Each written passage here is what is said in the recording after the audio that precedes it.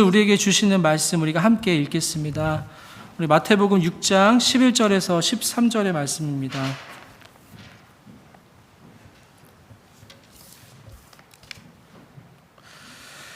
마태복음 6장 11절에서 13절의 말씀을 저희가 한 목소리로 읽겠습니다. 시작.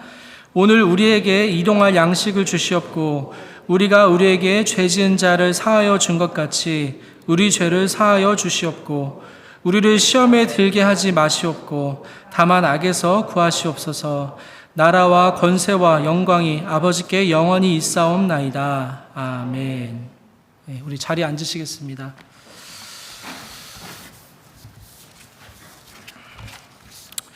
네, 저희는 지난주에 이어서 마태복음의 산상설교에 있는 주님이 가르쳐 주신 기도를 계속해서 함께 살펴보고 있습니다. 이 주님이 가르쳐 주신 기도는 이 산상설교 가운데 한중간에 자리하고 있어서 이 산상설교 전체의 그 핵심적인 메시지를 우리한테 가르쳐 주고 계시는 것입니다. 성도가 아버지 하나님의 자녀로서 또 이 세상에서 어떻게 살아야 하는지, 또한 천국에 속한 삶이 무엇인지, 그리고 하나님의 자녀로서 우리는 아버지께 어떻게 기도해야 하는지 주님께서 이 산상설교 안에서 우리에게 가르쳐 주고 계십니다. 저번 주에는 우리가 주기도문의 전반부를 살펴봤습니다. 그래서 아버지의 이름이 거룩히 여김을 받는 것이 무엇인지, 그리고 아버지의 나라와 그 뜻이 이 땅에 이루어지는 것이 또 우리의 순종과 어떻게 연결되는지, 또한 그것이 자녀의 가장 우선순위가 되어야 한다는 것을 저희가 저번 주에 살펴봤습니다. 우리는 어느 상황에 있든지 아버지의 나라와 그 뜻을 찾고 구하는 것이 이 성도의 삶의 가장 우선순위가 되어야 한다는 것을 저희는 항상 기억을 해야 되고, 또 그와 동시에 우리의 모든 염려를 우리 아버지께 맡기는 것을 계속해서 실천하고 또 계속해서 그것을 우리가 연습하고 배워야 합니다. 마태복음 6장 후반절에는 예수님은 우리가 염려하지 말아야 될 것에 대해서 좀 더 자세하게 설명을 하십니다. 공중의 새도 먹이시고 또 들의 백합화도 입히시는 아버지께서 이것들보다 더 귀한 이 하나님의 자녀들의 필요를 아시는 것은 너무나도 당연하기 때문에 너희들은 염려하지 말아라 라고 말씀을 하십니다. 따라서 저희는 이 공중에 날아가는 새들을 보면서 이 하나님, 예수님의 말씀을 기억을 해야 됩니다. 또 우리가 길을 가다가 들에 핀 이 예쁜 꽃들을 보면서 예수님의 이 하신 약속들이 있지라고 우리가 생각하면서 우리의 염려를 하나님께 맡기는 것을 계속 실천을 해야 됩니다. 그리고 그렇게 순종하는 자녀들에게 주시는 또 하나님의 약속은 이 마태복음 6장 33절에 너희는 먼저 그의 나라와 그의 의를 구하라. 그리하면 이 모든 것을 너에게 더하시리라. 주님이 약속하십니다. 또 이 땅에서 아버지의 이름이 거룩히 여김을 받는 것과 또 아버지의 나라와 뜻이 이 땅에 이루어지는 것이 가장 큰 관심인 그 하나님의 자녀들은 산상설교에서 알려주시는 그 자녀의 삶이 무엇인지 그 삶에 대해서 좀 깊이 생각하고 또 그 삶을 부르신 삶의 자리에서 이제 순종함으로 나아갑니다. 이제 오늘 우리는 주님이 가르쳐 주신 그 기도의 후반부를 살펴보고자 합니다. 이 기도는 우리의 일용할 양식과 또 죄 용서와 또 시험과 악이라는 키워드를 가지고 있습니다. 이 기도의 제목들이 우리가 우리를 위해서 기도해야 할 내용이다라고 예수님께서 지금 가르쳐주고 계십니다. 그래서 하나하나 그 내용을 우리가 함께 살펴보겠습니다. 가장 먼저 우리에 대한 그 첫 번째 기도가 오늘 우리에게 일용할 양식을 주시옵고입니다. 여기서 양식이라고 하는 단어는 이 마태복음 4장 4절에 예수님이 사단에게 시험을 받으실 때 예수님이 신명기 8장 3절의 말씀을 인용하시면서 이 사람이 떡으로만 살 것이 아니라 하나님의 입으로부터 나오는 모든 말씀으로 살 것이라 라고 말씀하시는 그 떡과 지금 오늘 여기에서 이 양식이 같은 단어입니다. 빵과 이 돌은 이 모양이나 크기 면에서 이게 서로 비슷하게 생겼습니다. 그래서 시험하는 자, 이 사탄은 빵과 비슷하게 생긴 이 돌을 가지고 예수님에게 빵을 만들어 먹으라라고 유혹을 합니다. 사단은 언제나 사람을 미혹하고 또 유혹할 때 전혀 깜짝 놀랄 만한 새로운 것을 가지고 와서 사람을 유혹하지 않습니다. 괜찮아 보이고 뭔가 비슷해 보이고 그럴싸해 보이는 것들로 교묘하게 사탄은 항상 유혹을 합니다. 그것이 사탄의 방법입니다. 따라서 성도가 미혹되지 않으려면 항상 하나님의 말씀을 있는 그대로 마음에 간직하고 또 깨어 있는 수밖에 없습니다. 이처럼 이 빵과 돌은 비슷한데 이것과 관련해서 예수님은 하나님의 자녀인 우리가 아버지께 빵을 구할 때 돌을 줄 아비가 없다라고 말씀하십니다. 우리 마태복음 7장 9절에서 11절의 말씀입니다. 너희 중에 누가 아들이 떡을 달라 하는데 돌을 주며 생선을 달라 하는데 뱀을 줄 사람이 있겠느냐? 너희가 악한 자라도 좋은 것으로 자식에게 줄 알거든 하물며 하늘에 계신 너희 아버지께서 구하는 자에게 좋은 것으로 주시지 않겠느냐? 즉 자녀는 아버지에게 먹을 빵을 구하고 있으며 또 그것을 구하는 자녀에게 이 아버지는 빵과 비슷하게 생긴 돌을 주지 않으신다는 것입니다. 아버지는 자녀가 구하는 그 빵을 주실 뿐더러 그 빵 이상의 좋은 것을 주신다라고 오늘 말씀에서 약속을 하시는 것입니다. 따라서 예수님께서 가르쳐 주시는 이 우리를 위한 첫 번째 청원은 사람이 살아가는 데 있어서 가장 중요한 요소가 되는 것이 양식인데 그 양식을 우리가 아버지께 구함으로 그것을 얻게 되는 그 아버지와 자녀의 올바른 관계를 말씀하고 계십니다. 그래서 아버지를 거치지 않고 내 자신이 돌을 명해서 빵을 만들어 먹으려고 하는 그 시도는 사탄이 하나님의 자녀를 향해서 하나님을 떠나서 네가 스스로 한번 살아보아라 라고 유혹하며 또 시험하는 것과 같은 것입니다. 우리는 자녀로서 이 광야 가운데 이 자녀의 모든 필요를 공급하시는 그 아버지의 손길 안에서 그분과의 그 친밀한 관계 안에서 그 아버지와 동행하며 살아가는 존재입니다. 그런데 이 첫 번째 청원에서 어려운 단어가 하나 있습니다. 바로 일용할이라는 단어입니다. 성경 전체에서 이 단어는 예수님께서 주기도문을 가르쳐 주시는 오늘 본문과 또 누가복음 11장 3절에만 나오는 굉장히 희귀한 단어입니다. 따라서 그것의 정확한 의미를 파악하는 데 많은 학자들의 어려움이 있습니다. 그래서 아버지께 구하는 것이 양식이긴 한데 어떠한 양식인가? 그거에 대한 고민입니다. 결론적으로 말하면 일용할이라는 뜻으로 번역된 이 헬라어 원어는 현재뿐만 아니라 미래도 포함하고 있는 단어입니다. 하나님의 자녀는 오늘 우리에게 필요한 양식과 물질을 그 아버지께 구함과 동시에 또 종말에 있을 그 하나님 나라의 그 천국 잔치를 오늘 여기 이 삶의 자리에서 경험하며 누릴 수 있게 되기를 간구하는 것입니다.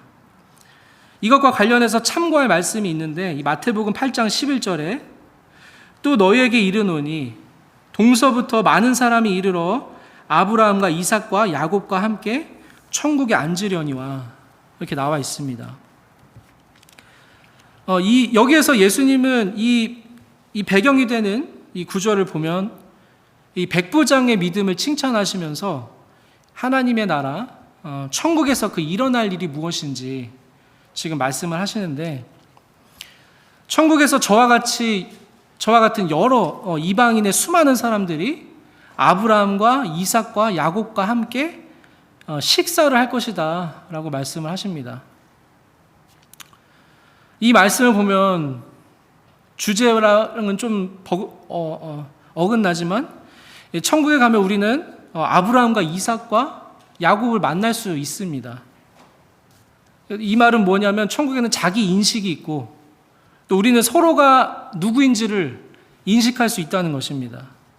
이 말은 지금 옆에 있는 우리의 믿음의 형제, 자매와 또 세상의 모든 구원받은 백성들이 천국에서 함께 우리가 서로가 누구인지 알아볼 것입니다.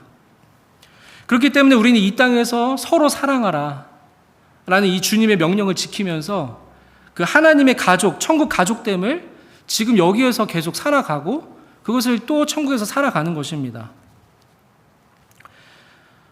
다시 이 말씀으로 돌아오면 이 천국에 앉으려니와 아브라함과 이삭과 야곱이 함께 천국에 앉으려니와 해서 이 천국에 앉는다라는 표현은 기대어 눕는다 라는 뜻인데, 이 유대인들이 항상 식사를 할 때 비스듬하게 옆으로 비스듬하게 누워서 식사하는 그런 모습을 뜻합니다. 그래서 일용할이라는 뜻이 미래도 포함하고 있기 때문에 우리는 종말에 이루어질 이러한 천국 잔치와 식사가 오늘날 우리에게 이루어지게 해달라라는 기도와 같습니다. 따라서 이러한 기도는 아버지의 나라와 뜻이 하늘에서 이루어진 것처럼 이 땅에도 이루어지기를 간구하는 그 기도와 같은 맥락을 가지고 있습니다. 이 천국 잔치와 그 천국 식탁이 오늘 이 자리에 오늘 우리에게 임하는 것입니다. 성도는 담대하게 우리 아버지께 오늘 우리에게 일용할 양식, 즉 현재 이곳에서 우리가 존재하기 위해서 필요한 모든 물질들을 구할 뿐만 아니라 그 미래에 완성될 그 하나님의 나라에서 이루어질 그 천국 잔치와 또 그 축복을 오늘날 우리가 체험을 하고 또 삶의 자리에서 그것을 먹을 수 있게 되기를 간구하라라는 것입니다. 따라서 저와 여러분은 주님이 가르쳐 주신 그 기도와 함께 또 이 땅에 이미 시작된 하나님의 나라를 바라보면서 예수님의 재림에 이루어질 그 천국 잔치를 또 마음에 새기면서 그것을 오늘 우리의 삶의 자리에서 경험하고 그것을 누리기를 간구해야 합니다. 또한 모든 염려를 하늘 아버지께 맡기고 우리가 빵을 구할 때 그 빵뿐만 아니라 그 이상의 가장 좋은 것을 주시는 그 아버지께 공급받으시는 하나님의 자녀들이 다 되시기를 바랍니다. 우리를 위한 이 두 번째 청원은 마태복음 6장 12절에처럼 우리가 우리에게 죄 지은 자를 사하여 준 것 같이 우리 죄를 사하여 주시옵고 입니다. 한글 성경은 이 죄를 사하여 달라고 나와 있지만 또 원어 성경과 또 중요한 이 영어 성경 이 모두에는 빚진 자를 탕감하여 준 것 같이 우리의 빚도 탕감하여 주시옵고 라고 나와 있습니다. 따라서 여기서 죄라고 번역된 단어의 이 원뜻은 빚이라는 단어입니다. 이 평행 본문의 이 누가복음 11장 4절에는 이것이 분명하게 죄라는 단어를 이 누가복음에서는 사용하고 있는데, 이것을 보면 이 빚과 죄라는 단어는 의미하는 바가 똑같다라고 우리는 보면 됩니다.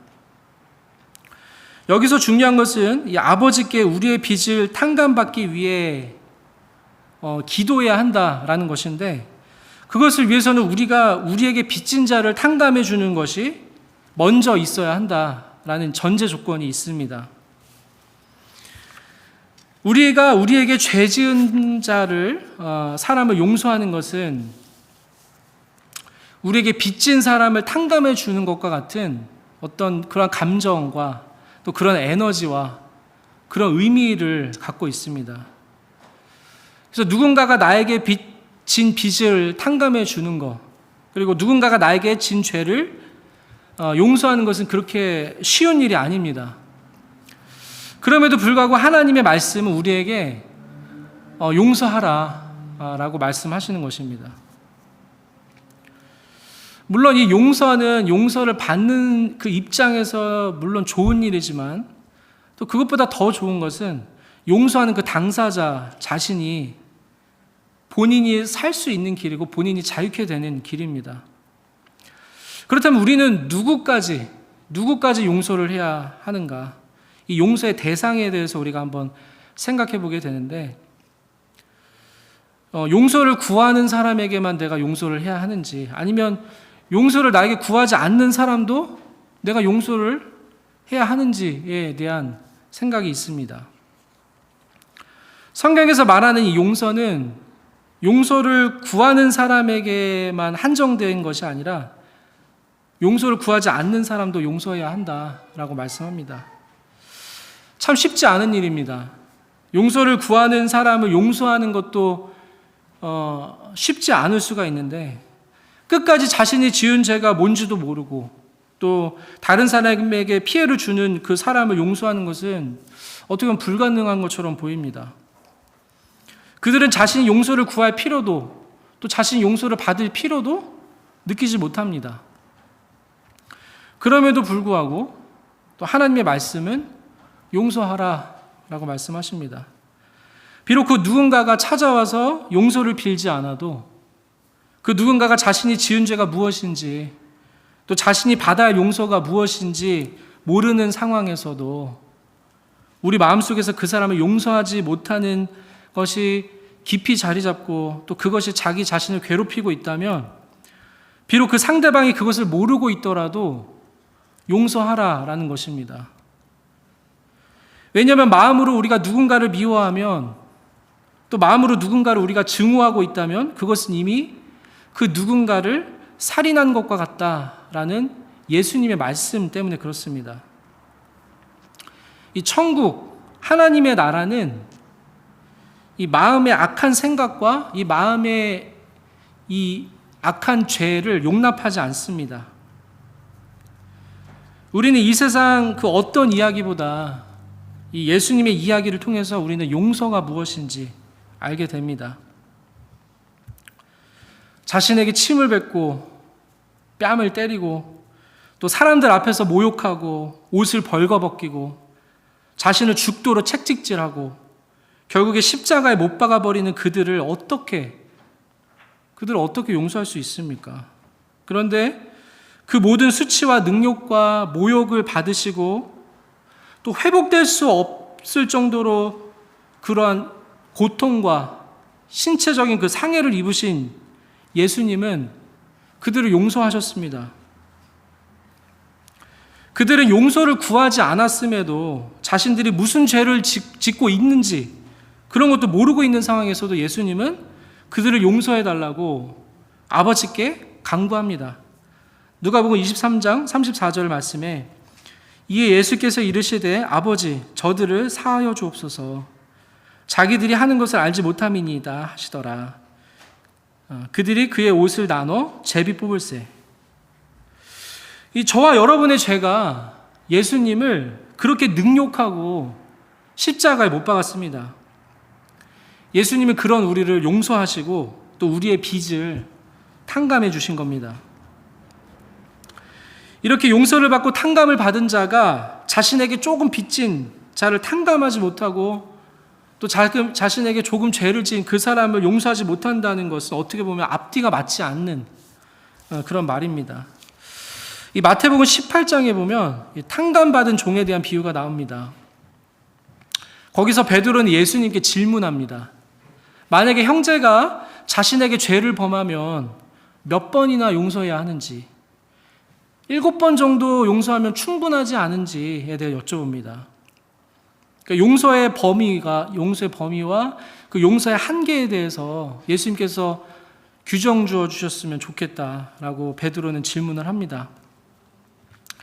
베드로의 입장에서 이 7번은 이미 사람이 할 수 있는 최고의 용서입니다. 그런데 예수님은 이 7번은 비교도 안 되게 7번을 70번씩 용서하라라고 말씀하십니다. 이 말은 그 용서의 그 제한 자체, 용서의 그 한계 자체를 아예 허물어 버리시는 말씀입니다. 이 사람의 눈에는 항상 어느 정도 또 어느 선이라는 것이 있고 또 그걸 넘어가는 것을 용납하지 않는 나름대로의 기준이 있는데 예수님은 아예 그 정도와 그 선을 아예 허물어 버리십니다. 이 탕감받은 종의 비유를 들으면 사람이 할 수 있는 용서의 정도와 이 한계가 어떻게 허물어질 수 있는지 우리가 조금은 이해할 수 있습니다.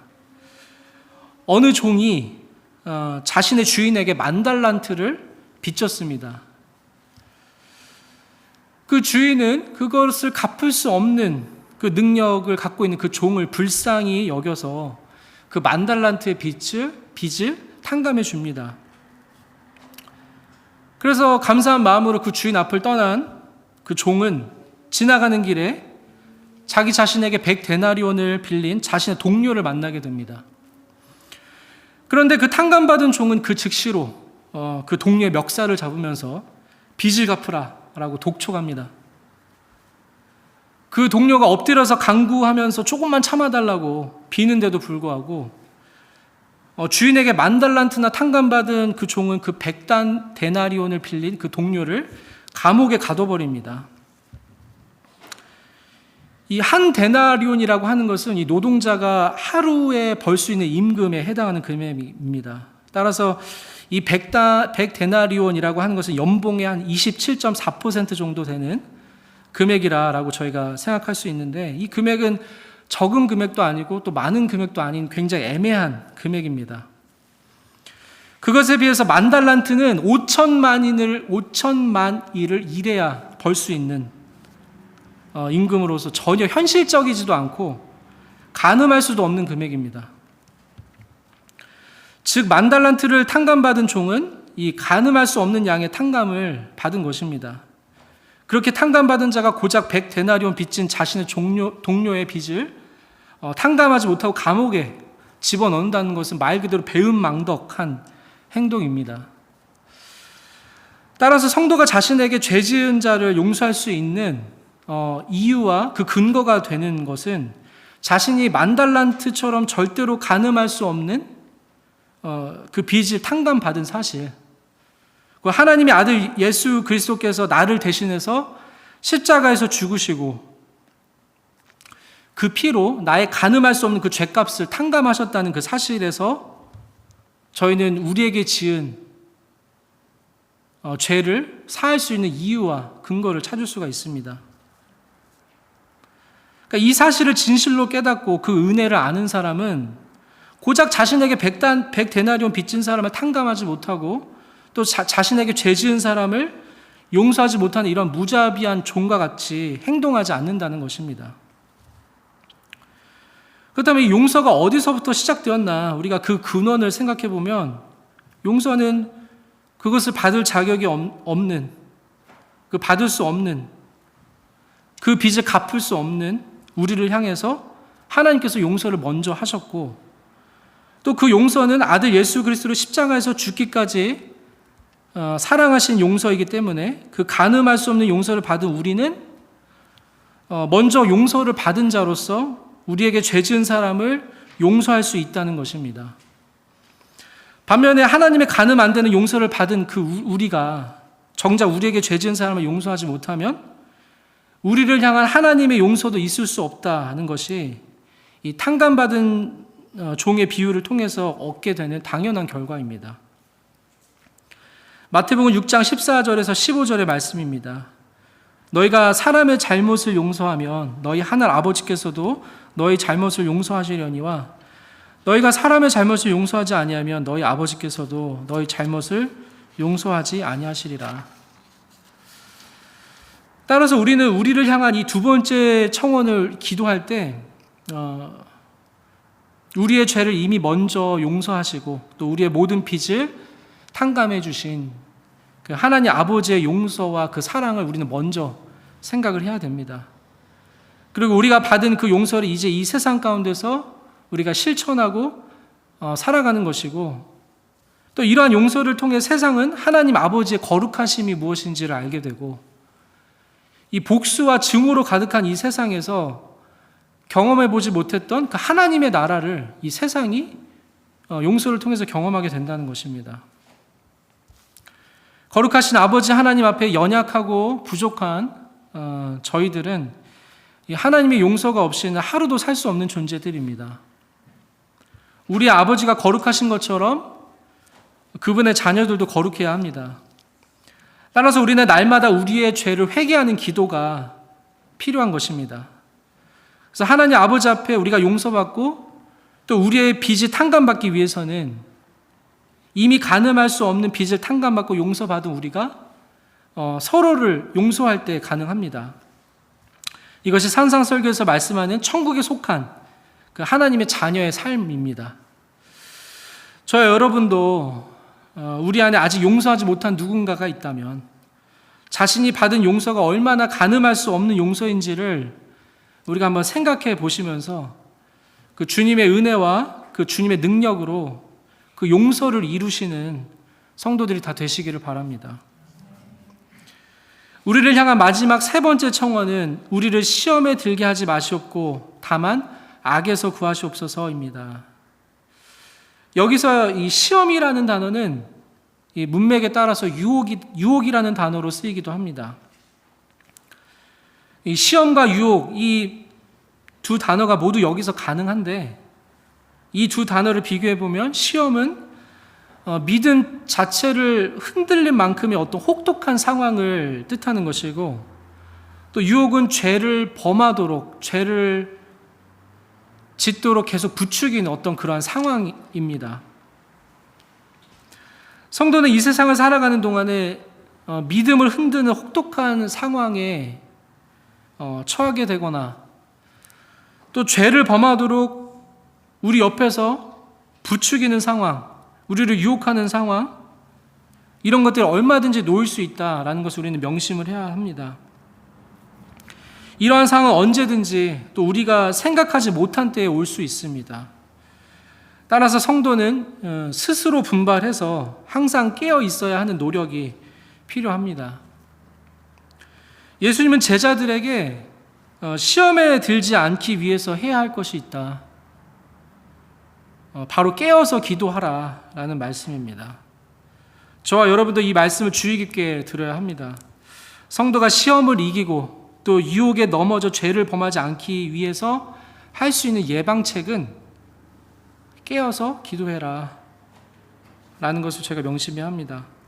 이 마태복음 26장 40절에서 41절의 말씀에 제자들에게 오사 그 자는 것을 보시고 베드로에게 말씀하시되 너희가 나와 함께 1시간도 이렇게 깨어 있을 수 없더냐. 시험에 들지 않게 깨어 기도하라. 마음에는 원이로되 육신이 약하도다 하시고. 그래서 베드로를 비롯한 이 제자들은 그 중요한 순간에 깨어 있지 못했습니다. 그래서 그 이후에 그들이 곧바로 직면해야 했던 그들이 받는 그 시험은 그 자신의 그 신변의 위험이 왔을 때 예수님을 내가 부인할 것이냐라는 시험이었습니다. 그래서 예수님이 대제사장들에게 이제 붙잡히셨을 때 제자들은 예수님을 부인하고 하나같이 모두 도망갔습니다. 시험에 들지 않게 깨어 기도하라는 예수님의 그 말씀을 따르지 못했던 제자들은 전혀 예상하지 못했던 그 시험과 고난 앞에서 속수무책으로 넘어지고 말았습니다. 그 배경을 읽어보겠습니다. 마태복음 26장 56절에 그러나 이렇게 된 것은 다 선지자들의 글을 이루려 함이니라 하시더라. 이에 제자들이 다 예수를 버리고 도망하니라. 그리고 마태복음 26장 73절에서 75절에 조금 후에 곁에 섰던 사람들이 나와 베드로에게 이르되 너도 진실로 그 도당이라. 내 말소리가 너를 표명한다 하거늘 그가 저주하며 맹세하여 이르되 나는 그 사람을 알지 못하노라 하니 곧 닭이 울더라. 이에 베드로가 예수의 말씀에 닭 울기 전에 네가 3번 나를 부인하리라 하심이 생각나서 밖에 나가서 심히 통곡하니라. 이렇게 믿음을 저버리게 하고 또 자신의 믿음을 흔드는 상황이 놓일 때 시험에 들지 않기 위해서는 우리가 이게 연약한 육신을 일으켜서 우리의 영이 깨어서 기도하는 수밖에 없습니다. 이 초대교회 성도들은 언제나 이 시험과 환난에 놓여 있었고 또 이러한 시험을 견디고 통과하고 또 이겨야 했습니다. 성경이 이러한 환난과 시험이 마지막 때에 일어날 현상이다라고 말씀합니다. 마태복음 24장 9절에서 13절에 그때 사람들이 너희를 환난에 넘겨주겠으며 너희를 죽이리니 너희가 내 이름 때문에 모든 민족에게 미움을 받으리라. 그때 많은 사람이 실족하게 되어 서로 잡아주고 서로 미워하겠으며 거짓 선지자가 많이 일어나 많은 사람을 미혹하겠으며 불법이 성함으로 많은 사람의 사랑이 식어지리라. 그러나 끝까지 견디는 자는 구원을 얻으리라. 그래서 따라서 성도는 항상 이러한 이 시험과 이 환난과 유혹을 간과하지 말고 그것으로부터 우리 자신을 지켜주시기를 하나님께 간구할 뿐만 아니라 또 그러한 시험과 유혹 앞에 놓였을 때 그것에 넘어지지 않도록 우리는 언제든지 깨어서 기도해야 합니다. 또한 동시에 다만 악에서 구하시옵소서 기도해야 함을 가르쳐 주십니다. 여기서 악이라고 하는 것은 이 악한 자를 말하는 것이고 곧 사탄을 의미합니다. 이 사탄, 우리의 원수 사탄은 성도들을 실족하게 할 수만 있으면 어떠한 수단과 방법을 가리지 않습니다. 예수님도 고난 받으시기 전에 이 고별 기도를 하실 때 이 땅에 남은 하나님의 자녀들을 위해서 그들이 악에 빠지지 않도록 기도하십니다. 요한복음 17장 15절에 내가 비옵는 것은 그들을 세상에서 데려가시기를 위함이 아니요 다만 악에 빠지지 않게 보존하시기를 위함이니이다.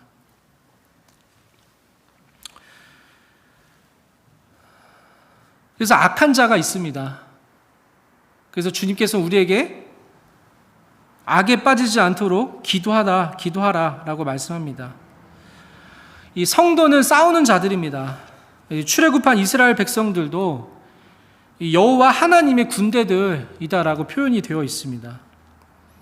하나님의 자녀들은 이 거룩한 군대가 되어서 이 땅에 이미 이 땅에 임한 하나님의 그 나라의 깃발을 자신이 그 서 있는 자리에서 세우고 또 하나님의 다스림과 통치를 이 악한 세대 가운데서 선포하고 또 그 삶으로 그것을 증명하는 사람들입니다. 하나님 나라에 속한 자들이 이 세상에 속하지 않은 삶을 살아갈 때 이 세상 안에는 거기에 대한 저항이 있을 수밖에 없습니다. 그러한 싸움이 바로 성도 앞에 있는 싸움입니다. 우리가 전쟁을 할 때 자신의 적이 누군지를 우리가 정확하게 파악하지 못하면 우리는 결코 전쟁에서 이길 수 없습니다.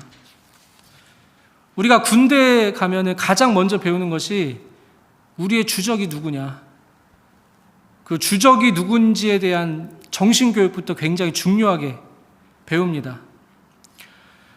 성도는 전쟁을 쉬고 있는 휴전 상태도 아니고 또 전쟁이 끝난 정전 상태도 아니고 지금도 계속 전쟁하고 있는 교전 상태에 놓여 있습니다.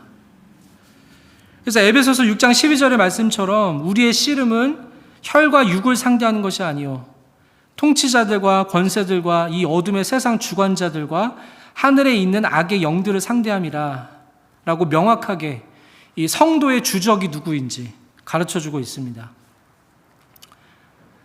사람은 우리 주변에 있는 이웃은 결코 우리의 싸움의 대상이 아니라 용서와 사랑의 대상이고 우리가 싸워야 할 그 주적은 우리를 도둑질하고 죽이고 멸망시키려고 하는 악한 자 사탄 마귀와 그 무리들입니다.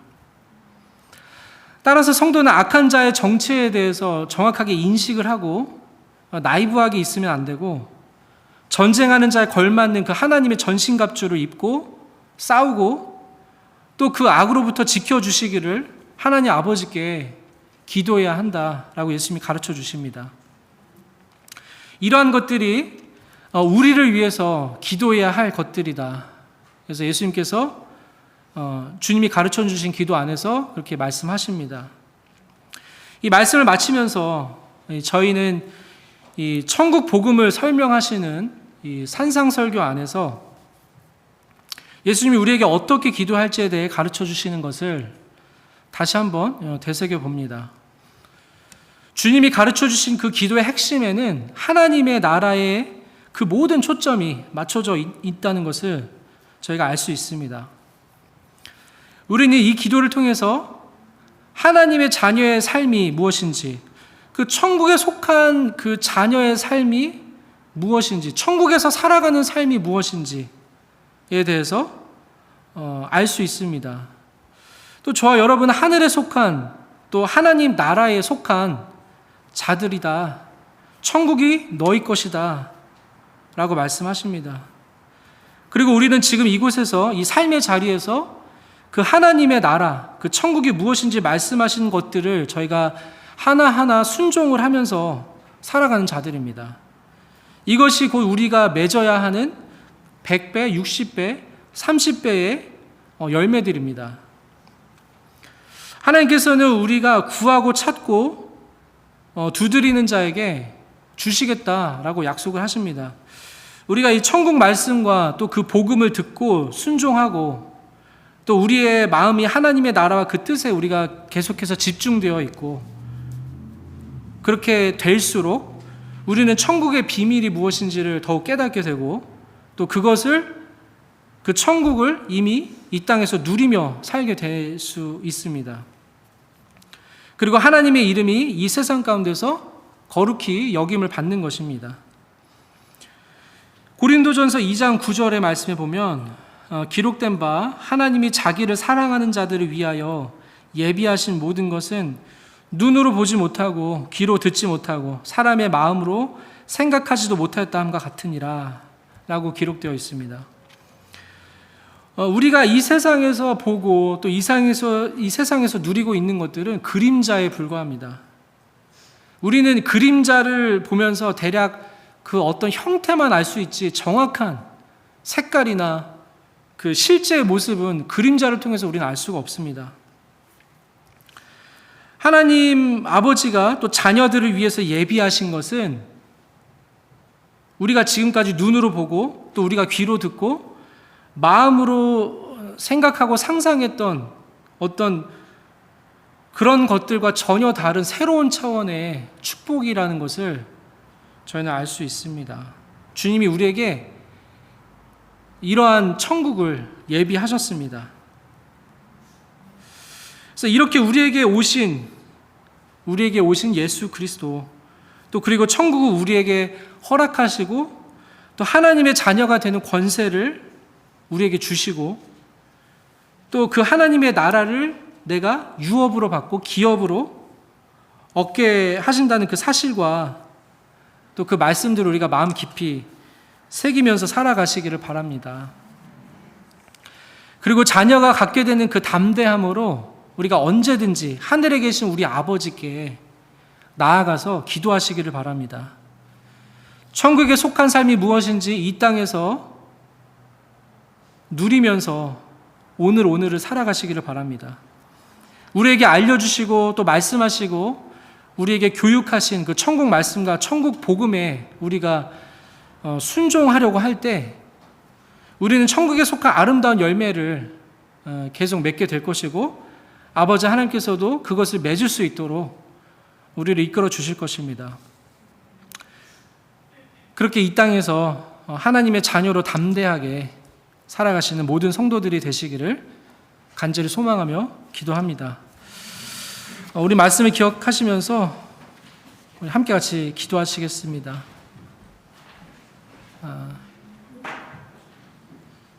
우리에게 보여주시고 또 우리에게 알려주시고 가르쳐주신 그 하나님의 나라, 그 천국에 대해서 저희가 생각하면서 주님이 우리를 교육하시고 또 우리에게 가르쳐주신 그 삶들을 제가 살기를 원합니다. 제가 순종하기를 원합니다. 하나님 아버지의 자녀의 삶을 내가 있는 그 자리에서 풍성하게 누리면서 살기를 원합니다. 천국의 삶을 살라고 하신 그 삶을 제가 오늘 여기서 살기를 원합니다. 그렇게 우리 기도하시면서 나아가시겠습니다.